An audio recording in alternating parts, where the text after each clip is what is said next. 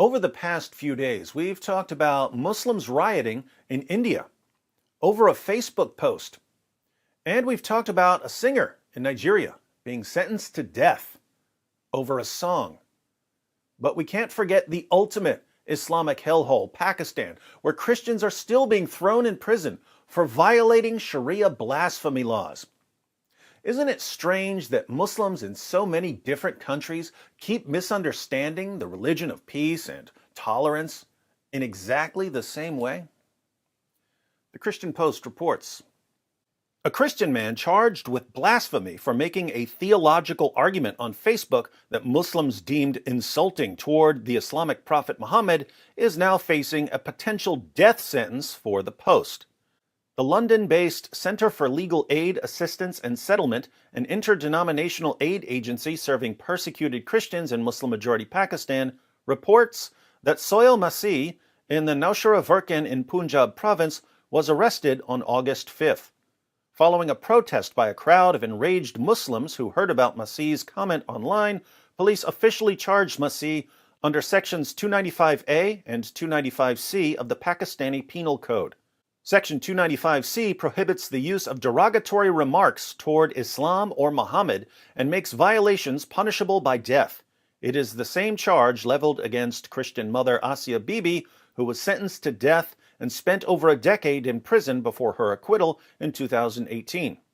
So, if I were in Pakistan and I called Muhammad a child-molesting caravan robber, I would be sentenced to death, even though my words would be entirely true. This is not the first case of its kind, and several Christians like Imran Nadim, Nabil Masih, and Patras Kalim and Kamar David, who died in jail, have been charged with blasphemy for sharing or having blasphemous content either on their phone or on their computers, Class UK Director Nasir Saeed said in a statement shared with the Christian Post. It is difficult to prevent the abuse of social media platforms like WhatsApp when others can easily harass Christians and plant evidence on them, he added. An example, if someone shares blasphemous content to a Christian's page, this could result in blasphemy charges against the Christian, even if the Christian did not directly interact with the content. According to the Union of Catholic Asia News, Masih's Facebook comment stems from a discussion online about the Islamic sacrifice tradition of Eid al-Adha, which took place on July 30th to 31st. It is not possible that the blood of goats and bulls can wash away sins, Masih was quoted as writing in a post. That's actually a quote from the Bible, Hebrews 10:4. The incident of Miraj, an Islamic belief that Muhammad ascended to heaven to talk with the prophets, is based on a lie. Isra and Miraj is observed annually to honor the Islamic prophet's nighttime journey from Mecca to a faraway mosque and Muslims' belief that he ascended to heaven and was shown hell. So, a Christian said that Muhammad's so-called night journey, where he supposedly took a magic donkey ride to Jerusalem, was a lie. Why didn't Muslims simply present their evidence to him to show him that it's not a lie? Because they couldn't. The story is ridiculous and contradictory, but if you challenge the story, they can sentence you to death in Pakistan, aka the devil's armpit. A local mosque worship leader named Allama Muhammad Abdul Sattar filed a criminal report against Masih, UCA News reports. The culprit shared the post with two people. They visited my madrasa and showed it, Sattar was quoted as claiming. Masih mocked the Miraj incident and the sacrifice, which is a principle of Islam. Muslims were extremely hurt. So, two Muslims had their feelings hurt by a Facebook post. Therefore, a Christian has to die. Welcome to Islam, a religion actively defended and promoted by Western politicians, journalists, educators, and actors. The Punjab Assembly recently passed the Tahaffuzi Bunyadi Islam bill that prohibits the publication of objectionable material. It is a very worrying situation as the misuse of the blasphemy law continues to rise, and instead of taking steps to stop its misuse, the government continues to pass legislation which makes the existing law more stringent, Saeed added. More stringent. I guess they realized that their previous blasphemy laws weren't stringent enough. Way to get your priorities in order, Devil's Armpit. Class UK reports that local Christians in the area are scared. I wonder why.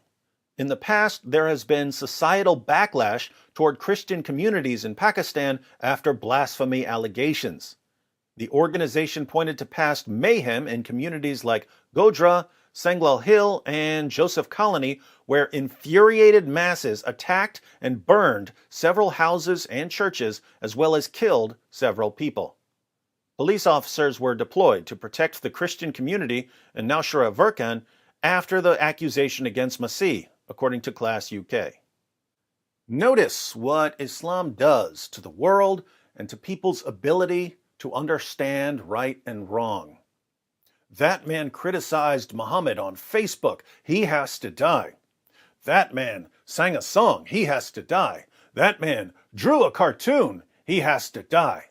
That woman dressed the wrong way. She has to die. We're going to kill you and burn your houses and rape your women until you see the beauty of al-Islam. That's what happens in Muslim countries. People in the West are supposed to know better. We're supposed to be enlightened. We're supposed to love freedom and human rights. But as soon as someone in the West speaks out about Sharia, Muslims reply, it's racist to object to Islamic law. Stop being bigots. Stop being fearmongers. Stop spreading hate. And politicians and journalists and educators and entertainers submit faster than the victims of Sharia who are being slaughtered in Muslim countries.